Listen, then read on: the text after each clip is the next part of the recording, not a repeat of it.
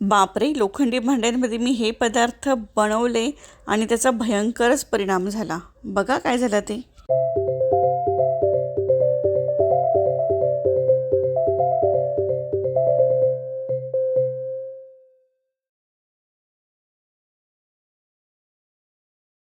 लोखंडी भांड्यातलं जेवण हे आरोग्यासाठी खूप उत्तम मानलं जातं. पण लोखंडी भांडे सांभाळणं हे काही लोकांना खूप किचकट वाटतं, कारण की त्यावर लवकर गंज पकडतो आणि त्यावर जेवणसुद्धा चिकटतं. तर आजच्या या व्हिडिओमध्ये मी तुम्हाला सांगणार आहे की लोखंडी भांडी अगदी चकचकीत कशी करायची, काय काळजी घ्यायची जेणेकरून तुमचं जेवण जे आहे त्यावर चिटकणार नाही. बऱ्याच दिवसांपासून आणून ठेवलेली होती ही भांडी, पण ना मला वेळच मिळत नव्हता त्याच्यासाठी प्रॉपर सीझनिंगला वेळ देण्यासाठी. तर आज बराच वेळ होता, तर म्हटलं चला आता आपण ही भांडी स्वच्छ करायला घेऊया. बघा ना किती गंज लागला आहे. घेतली तेव्हा छान होती, पण ठेवून ठेवूनच तिला गंज लागला आहे, का माहिती कसं काय. आता ही जी कढई आहे ना, ही नवीनच घेतली आहे. हे 2 आधी मी घेतलेले होते, ही तिसरी मी नंतर घेतली. तर ही छान आहे, स्वच्छ आहे. पण तवा आणि तो छोटा फ्राय पॅन आहे ना, त्याला बराचसा गंज पकडला आहे. तर आज हा गंज साफ करायचा आहे आणि छान सीझनिंग करायचं आहे. सीझनिंग म्हणजे काय, तर लोखंडी भांड्यांमध्ये जेवण चिटकायला नको, अगदी नॉनस्टिकसारखं जेवण व्हावं यासाठी त्याला सीझनिंग करावं लागतं. तर ते कसं करायचं आणि तवा कसा क्लीन करायचा, सगळं काही तुम्हाला आजच्या या व्हिडिओमध्ये सांगणार आहे स्टेप बाय स्टेप. तर व्हिडिओ शेवटपर्यंत पहा. तर हा नवीनच आणलेला आहे मी, स्टिकरसुद्धा काढलेला नाही आहे. तर थोडंसं गरम करून घेते गॅसवर आणि छान असा इझिली याचं जे स्टिकर आहे ना, ते छान असं पटकन निघेल. तर बघा पटकन निघालेला आहे. कढईला नाही पण तव्याला आणि हा जो छोटा पॅन आहे ना, त्याला गंज पकडलेला आहे. आता अगदी फटाफट फास्ट, म्हणजे खूप जास्त मेहनत न घेता पटापट आपण हे सगळं काही क्लीन करूया. तर त्यासाठी मी तव्यावर टाकून घेतलेलं आहे लिंबू फूल, म्हणजेच सायट्रिक ॲसिड. त्यामध्ये थोडंसं विंबार घातलं. दोघीकडे पण सेमच प्रोसेस केलेली आहे मी, त्यामुळे मी इथे तुम्हाला छोट्या व्हिडिओमध्ये दाखवते काय काय केलेलं आहे ते. आणि मीठ, हे सगळं काही मिक्स करायचं. त्यावर थोडंसं पाणी घालायचं आणि ह्या तव्यावर व्यवस्थित चोळून घ्यायचं. आणि अगदी काही सेकंदामध्येच तर तुम्ही पाहाल ना, तर यावरचा गंज अगदी फटकन निघालेला आहे. म्हणजे खूप जास्त घासघूस नको किंवा काही एक्स्ट्रा मेहनत नको.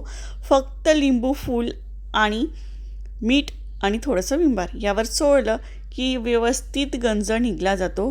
तुमच्याकडे लोखंडाची कुठलीही भांडी, कुठलीही गोष्ट गंजली असेल ना, तर त्यासाठी तुम्ही ही ट्रिक वापरू शकतात. खूप सोपं आहे, अगदी पटकन गंज निघतो.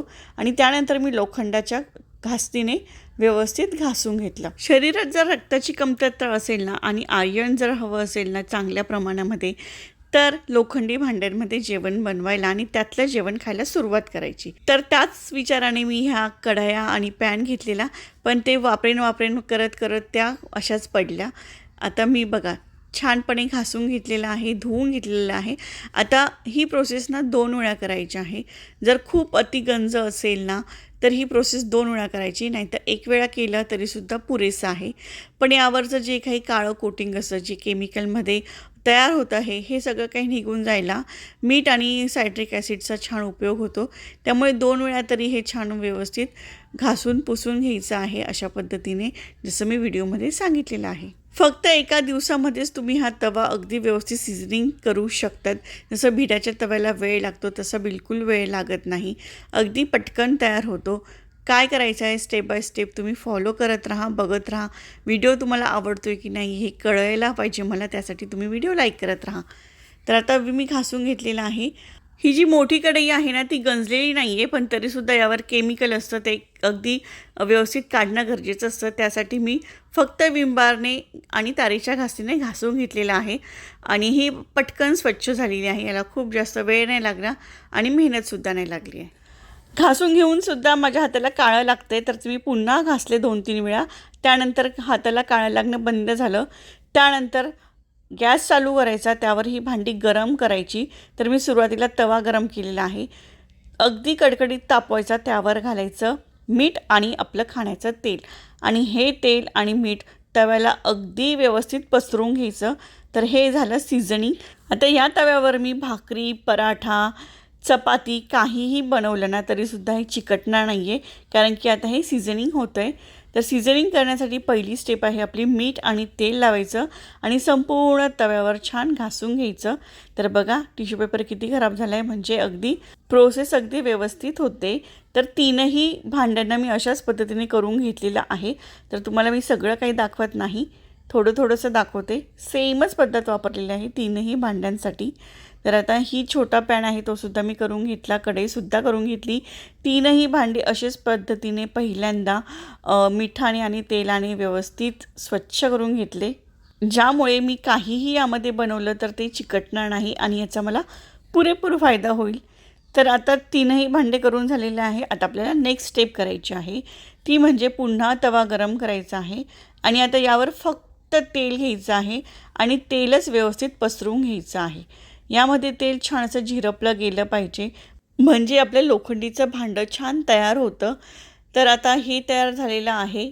बॅक साईडने सुद्धा आपल्याला करून घ्यायचं आहे. तर बॅक साईडने सुद्धा मी याला छान तेल लावून घेते. आता हे आपल्याला तयार झालेलं आहे नेक्स्ट स्टेप करण्यासाठी. तर आता मी तुम्हाला तव्यावर एक प्रोसेस दाखवली, आता एक प्रोसेस कढईवर दाखवते. आता काय करायचं, कढईमध्ये तेल गरम करायचं. आधी सुरुवातीला कढई खूप तापवायची आणि त्यामध्ये घालायचं तेल, व्यवस्थित सगळीकडे पसरवून घ्यायचं आणि एक अर्धा कांदा कापायचा बारीक आणि हा कांदा ह्या कढईमध्ये छान असा करपवून घ्यायचा आहे. छान करपवायचा आहे, आपल्याला भाजीला करायचा नाही आहे, हा आपल्याला वेस्टच घालवायचा आहे. त्यामुळे व्यवस्थित छान असा करपवून घ्यायचा आहे. याने काय होतं ना, लोखंडी भांड्यामध्ये जे काही केमिकल्स असतील ते ह्या कांद्यामध्ये जातील आणि मग आपण जेव्हा नेक्स्ट जेवण बनवायला सुरुवात करू तेव्हा आपलं जेवण काळं पडणार नाही किंवा खराब होणार नाही. बऱ्याच महिलांना अशी कंप्लेंट असते की लोखंडी कढईतलं जेवण काळं पडतं. तर ते पडू नये तर त्यासाठी तुम्हाला काय करायचं आहे, यामध्ये कांदा छान असा करपवून घ्यायचा आहे. आणि जेव्हाही कधी आपण लोखंडी कढईमध्ये जेवण बनवतो ना, काहीही बनवलं ना, तर ते बनवून झालं की लगेच दुसऱ्या स्टीलच्या भांड्यामध्ये काढून ठेवायचं आहे. जर तुम्ही 5-6 तासापेक्षा जर जास्त वेळ ह्या कढईमध्येच ठेवलं तर त्याला काळपटपणा येऊ शकतो. त्यामुळे जेवण बनवून झालं यामध्ये की स्टीलच्या भांड्यांमध्ये ते काढून ठेवायचं. आता व्यवस्थित छान सिझनिंग झालेली आहे. आता ही कढई माझी तयार झालेली आहे. पुढचं आयुष्य जगायला म्हणजे मी यामध्ये आता काहीही करायला फ्री झालेली आहे. आणि मी लगेच पोहे करून बघितलेले होते आणि खूप खूप खूप ऑसम झालेले होते. तर मस्तपैकी कढई अशा पद्धतीने माझी सिझनिंग झालेली आहे, तयार झालेली आहे. तवासुद्धा तसाच मी बनवून घेतला आणि जो छोटा पॅन होता तोसुद्धा तसाच बनवून घेतला. आता ही भांडी वापरताना काळजी आपल्याला एकच घ्यायची आहे की वापरून झाल्यानंतर ना याला पाण्याचे डाग राहायला नको, म्हणजे ते गंजणार नाही. त्यासाठी काय करायचं, व्यवस्थित उन्हामध्ये वाळवून ठेवायचे किंवा धुतल्यानंतर लगेच कपड्याने पुसून ठेवायचं. आणि जर तुम्ही लगेचच्या लगेच रोजच्या रोज वापरणार नसाल ना, तर थोडंसं हलकंसं तेल लावून ठेवायचं. त्याने काय होतं, कढईला गंज पकडणार नाही आणि आपण जी एवढी मेहनत केलेली आहे याला सिझनिंग करण्यासाठी आणि गंज घालवण्यासाठी, ती मेहनत आपली पुन्हा करावी लागणार नाही. तर ह्या 2 गोष्टींची काळजी घ्यायची आहे. व्यवस्थित घासून ठेवायचा, पुसून ठेवायचं आणि थोडंसं तेल लावून ठेवायचं जर रोज वापरणार नसाल तर. तर आता तवा, कढई आणि माझा तो छोटासा पॅन मी अशाच पद्धतीने यामध्ये तीनही वस्तूंमध्ये कांदा परतवून घेतला. कांदा छान जळवून घेतला. यामधले सगळे काही केमिकल्स असतील ते ह्या कांद्यामध्ये उतरले आणि हा कांदा फेकून द्यायचा. तर अशा पद्धतीने हे सगळे काही भांडे तयार करून घ्यायचे आहेत. लोखंडी भांड्यांमध्ये जेवण बनवण्याची चव जी आहे ना ती खूपच भारी लागते. तुम्ही नक्की बनवून पहा. जर तुमच्याकडे एकही भांडं नसेल, तुम्ही जेवणात जर लोखंडी भांडं वापरत नसाल तर असं करू नका. प्रत्येक गोष्टीचा बॅलन्स आपल्या शरीरासाठी असणं गरजेचं आहे. एकतरी लोखंडी भांडं घ्या आणि त्याचा जेवणासाठी आपल्याला वापर करा. तर बघा किती छान चमकायला लागलेत, किती सुंदर दिसते ती भांडी. मला ही कढई खूप आवडलेली होती, याचा शेप म्हणून मी ही घेतला, नाही तर काही गरज नव्हती तसं बघायला गेलं तर. छान झालेली आहे. तवासुद्धा खूप छान झालेला आहे. भाकरीसाठी मी वापरणार आहे. रोजच्या रोज जर मी हा तवा चपाती आणि भाकरीसाठी वापरला ना तर याचा रिझल्ट मला खूपच छान मिळेल. आणि कढईसुद्धा मी घेतलेली होती, ती पापड वगैरे तळण्यासाठी घेतलेली आहे. हा छोटासा पॅन, पापड जेवणासाठी लागतात, सांडगी मिरची वगैरे. तर यामध्ये कायमच तेल राहणार आहे, तर ते खूपच फायद्याचं असणार आहे. तर तुम्हाला माहिती आहे का की लोखंडी कढईमधलं जे तेल असतं ना ते आपल्या शरीराला खूप चांगलं असतं. म्हणजे आपण ते आपल्याला जिथे पेन होतं आहे तिथे लावलं ना तरीसुद्धा त्याचा खूप छान रिझल्ट मिळतो. तर मी तुम्हाला सांगेनच पुढे कसं काय करायचं ते. तर आता हे छान झालेले आहेत बघा, किती छान चमकायला लागलेले आहेत. आता या भांड्यांमध्ये आपल्याला काय काय जेवण बनवायचं आहे हे आपल्याला माहितीच आहे. पण काय बनवायचं नाही आहे ते मी तुम्हाला सांगते. ह्यामध्ये फिशचे पदार्थ बनवायचे नाही, कारण की त्यामध्ये आमसूल, कोकम वगैरे पडतं म्हणून. दुसरं म्हणजे मॅगी, पास्ता असं काही बनवायचं नाही आहे. त्यानंतर आंबट पदार्थांमध्ये लिंबू लोणचं, कैरीचं काहीतरी भाजी वगैरे असं सुद्धा बनवायचं नाही आहे. टोमॅटोचे जे काही सॉस वगैरे असतात, काही पदार्थ असतात, टोमॅटोची चटणी बनवतो आपण कधीतरी, तीसुद्धा बनवायची नाही आहे. म्हणजे ज्याही गोष्टी आंबट असतात ना, त्याचा डायरेक्ट संबंध लोखंडाशी येऊ द्यायचा नाही आहे, नाहीतर आपल्याला त्रास होऊ शकतो. तर काय बनवायचं आहे, काय नाही बनवायचं आहे, हे तुम्हाला सांगितलं आहे. सीझनिंग कसं करायचं, ऑइलिंग कसं करायचं, गंजा कसा काढायचा, सगळं काही तुम्हाला आज मी ह्या व्हिडिओमध्ये सांगितलेलं आहे. तर व्हिडिओ तुम्हाला कसा वाटला कमेंट करा. व्हिडिओ आवडला असेल तर लाईक करा, सबस्क्राईब करा, शेअर करा. थँक्यू. Bye bye.